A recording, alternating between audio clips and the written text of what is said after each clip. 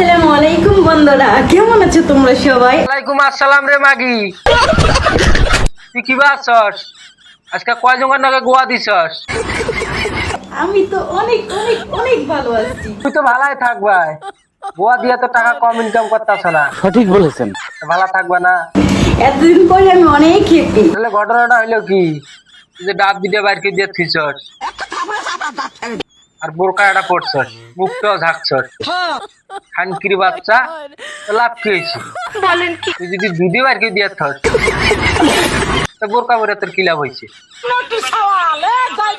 আমার কপিল আসছে, এখন আমার কোনো চিন্তাও নেই, কোনো টেনশনও নেই। আবার কপিলে আইছে, কোনো টেনশনও নাই, কোনো চিন্তাও নাই।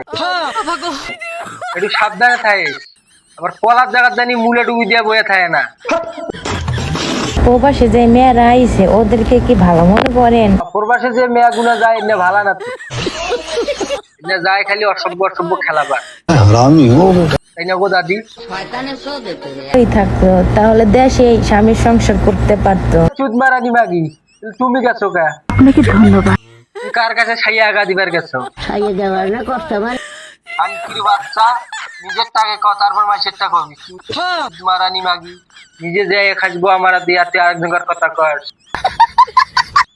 খালি বেশ্যার বাচ্চা।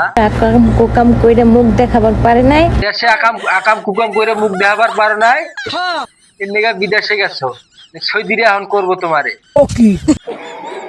আবার সাবধানে থাকিস, এরা কোন জাইরের বিসি বলেন কি, আবার মনে করি যে বাগুন দেখে ইয়া দিব আধরা বাস।